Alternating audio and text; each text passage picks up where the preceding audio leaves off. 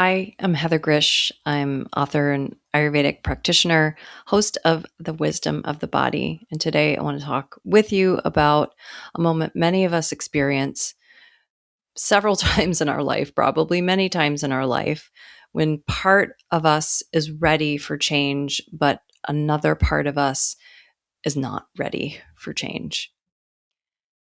And this can happen because somebody's going through a career shift or they're working on a creative project.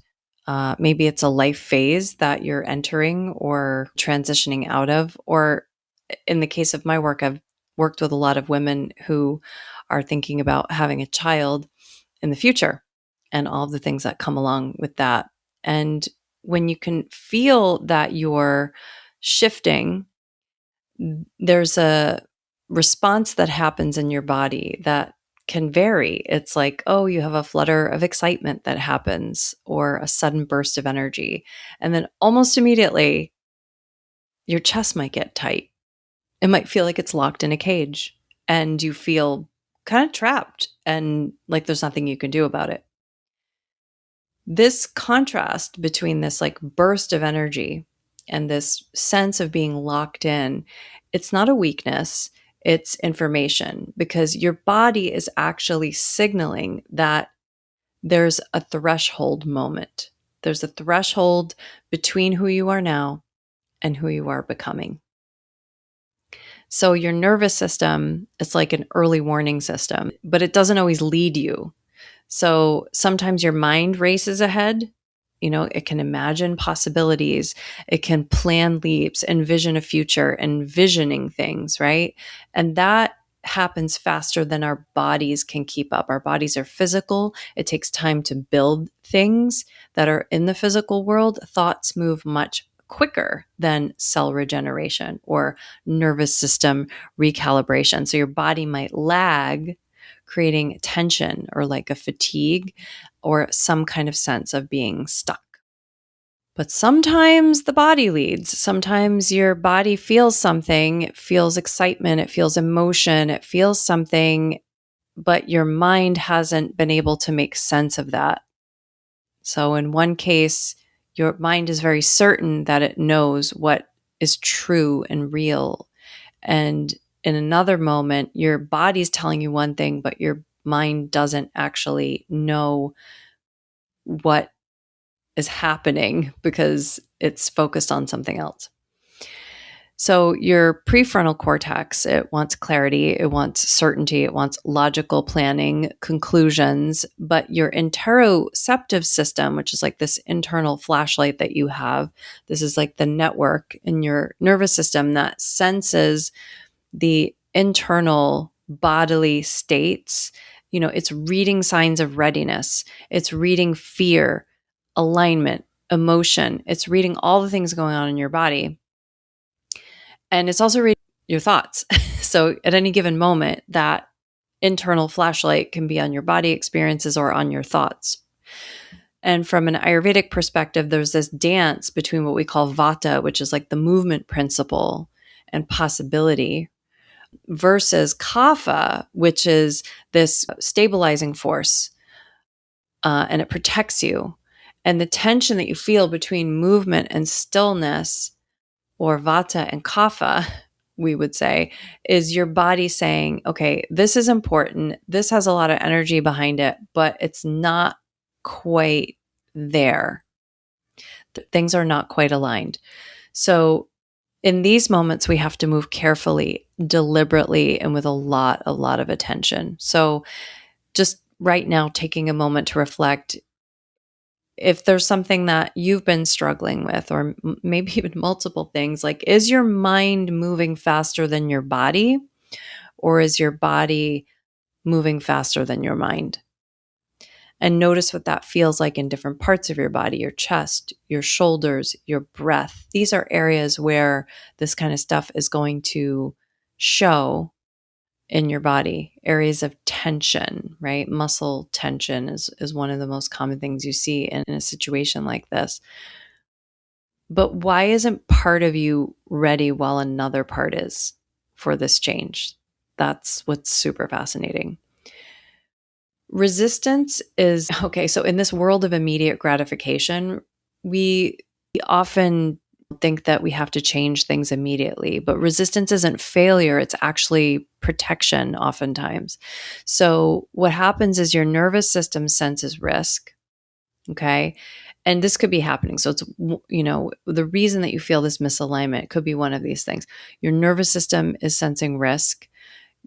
So if you're imagining going into a new career or moving cities or preparing for parenthood for the first time, all of these things are in the future. They're all unknown. And what happens is your heart flutters and imagines what's the freedom, the space, the creativity, the future.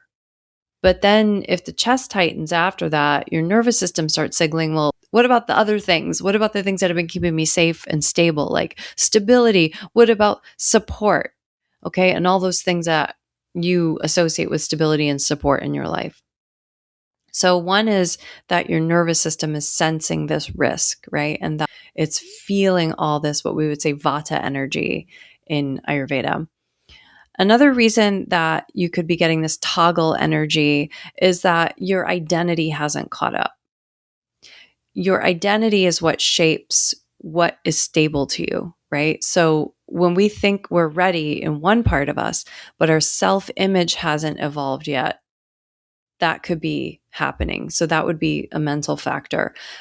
People I talk with frequently are in transition. So in my Ayurveda practice, a lot of times people are going through some sort of transition. They're going through a divorce. They're moving on to a new career. They're preparing to have a baby. There's a lot of big things that are happening to people. So these things that are big changes, they register tension in the body internally, because when you go through a change like this, it actually doesn't know who you're supposed to be next. Your body's like, even though you're the same and you have the same genetic code or whatever that you were born with, or we might say in Ayurveda, your prakriti, you still have the same prakriti, your same nature, your same essence. There's so many pieces of you that are changing when you're moving into a new phase of your life, when you're taking on different routines, when you have different people around you, new sets of duties, things like that. So your mind, your ego, your self-image, all these things, they don't know who you're supposed to be next. And if they don't know who you're supposed to be next, they don't know where to go. And so the energy can kind of stop. And you have to listen to something else in these cases. But that's why there's a toggle energy for some people in these cases. Another is that there's this interplay between the mind and the body. So sometimes your mind races ahead while your body hesitates, and sometimes the body leads. I mentioned that before. The dynamic tension is natural. Okay. It's not a bad thing. And so this interoception where you have, which senses your heart rate, your breath, your muscle tension, it gives you critical feedback. It's important. It's important to guide you. You don't want to override that.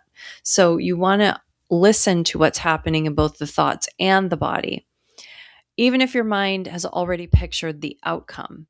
Okay. So you can't drag your body along to where your mind wants to go, because you can injure yourself in the process. You have to wait until your body is also ready to go.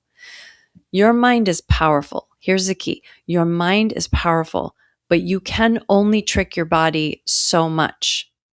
And if you ignore these signals, it's going to increase tension and stress.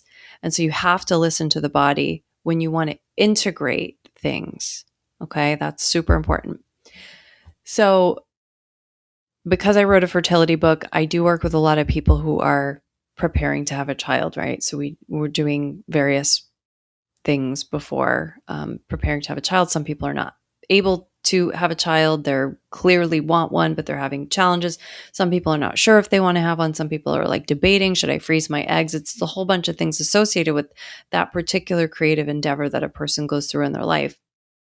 And this one woman, she was really reflecting deeply on what she wanted her life to look like before she had a family, like very deeply, in a very detailed way, with a very detailed vision board of how everything had to be. So, she also felt drawn to more creative and meaningful work. But when she imagined making very big changes, her energy would shift.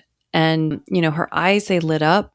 her voice changed, and there's this like excitement that pulsed through her body. But then moments later, her shoulders would tighten, her chest would constrict, and then she'd think, oh, I just can't do that yet. So there's one part of you that's excited, and then there's this other part of you. I don't know if it's the angel and the devil, but everybody has this practical, the dreamer and the practical inside of them, right? So I don't think this is indecision. I think it's integration and progress. Okay. So we might want something, but it's just maybe not the right time for it. We might know that something's going to happen in the future, but it's not going to happen right now. And if we think, oh, it has to be here right now, that's going to cause a lot of issues. So we have to be super patient when our mind has a vision and wait for it to come at the right time. So for this woman, her body really needed time. It needed time to take small steps to adapt. So, there are minor actions we can take, right? So aligning things gradually. And what happens is gradually your nervous system recalibrates, and the fluttering excitement that happens doesn't get met with this chest cage as strongly, this fear response that happens, or that stuckness. And then things start to feel like they're flowing better, right? Because the fluttering excitement and the stability factor can actually coexist. They're moving at a pace that they're both comfortable with. And then that allows a person to take aligned action. And that's exactly what happened with this particular woman. I mean, it's crazy how much, even just, it's not crazy. I mean, having a baby is a really big deal, right? So also leaving a job that you've been in for a really long time, when people are getting ready to retire, or they've been in a job for a long time and they finally want to pursue that other career that they've been in. Just different life circumstances can be scary to different people, but anything that you've done for a long time, or any way you've been for a long time, if all of a sudden you're not like that, it's a big change to go through. This idea, of being at a threshold and becoming something else. I've been through it a few times. So there's some great stories too that come from, I don't know if you've ever seen that movie, The Secret Life of Walter Mitty. Walter, Ben Stiller's role. So Walter dreams of adventure, but he stays very contained, but he's pushed into action. And when he's pushed into it, this fear and hesitation surface, and step by step, his body adapts, the courage follows, the body leads, the mind catches up. So when we resist things, we have to really look at what's leading, the mind or the body, and you have to listen to both. And there's another great book, Wild by Cheryl Strayed, and she hikes the Pacific Crest Trail, which is this great trail that goes through a few states on the West Coast. And she's just had this really big life upheaval, and her body rebels at first, right? She's getting like all kinds of blisters and exhaustion and doubt. And then gradually she adapts, her body adapts, her nervous system, her muscles, her endurance, everything's aligning with intention. And this emotional clarity emerges for her because the body's reorganized first. Yeah. So it's like the structures of the body are just going to take a little bit more time to get on board with where the mind sees things going. And sometimes our minds have to get on board with what our body is telling us as well. So we're eating the wrong food and we aren't paying attention to that, or we aren't admitting it, or we aren't seeing it, or we're drinking the wrong thing, or we're taking in the wrong thing. Our mind keeps telling us to do it, but our body's like retaliating the whole time. So it can happen either way. What you want is for the mind and the body to be on the same page, to be friends with each other, right? Okay, so when your part of you is ready, but another part of you resists, one of the things you can do is just notice when this happens, that where in your body, right? Where you feel excitement, where you feel tension or tightness, and just notice that it's there. Notice where it is, and notice when it happens. Ask, well, which part of me wants to change and which part is resisting? You can talk to your body if you want. I know there are some methodologies that do that. that talk to the individual body parts. You have to try to find out what part of you is resisting and get very curious about that. When is it resisting? And then when you identify that it's resisting, ask like, well, what is this protecting? Because resistance, when it's extreme, when it's felt in an extreme way, to the point where it's causing discomfort for us, that is protecting something. Find out what that's protecting, because a lot of times that gives you information to be able to move forward in a really super aligned, less dramatic, more gradual, integrated way, right? The best changes are ones where we adapt to them easily. Some changes are they are done at such a magnitude that they're more difficult to deal with. When we take micro actions, like small repeated actions, these types of actions train our nervous systems. They train things, right? Your neurons that fire together, they wire together, and then gradually this aligns your body and your mind with your new direction.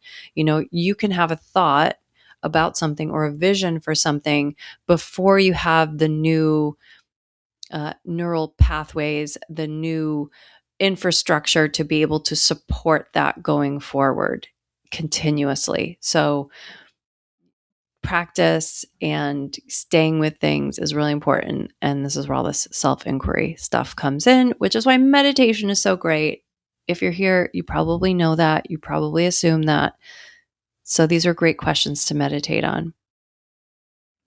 Threshold moments they're just normal. They happen to all of us when we're becoming something else, when we're moving into a new phase of our life, when we're shape-shifting into something slightly different than what we were before.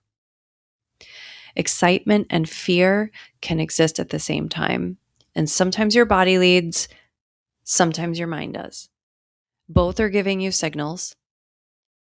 I know a lot of times I've said when there's a conflict between the mind and the body has to lead. Well, it's mainly because the body is going to resist you more than the mind does.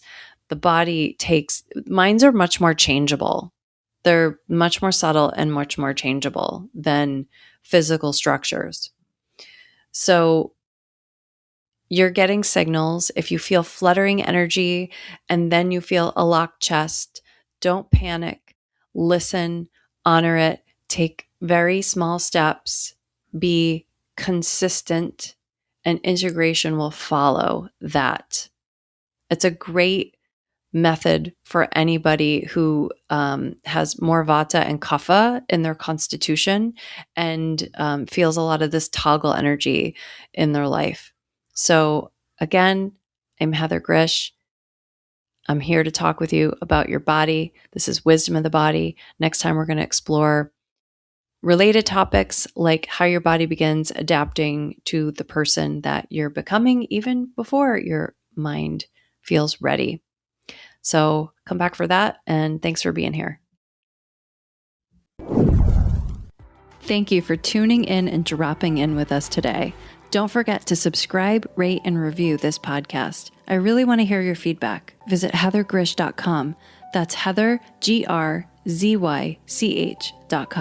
And meet me here next time on the Wisdom of the Body.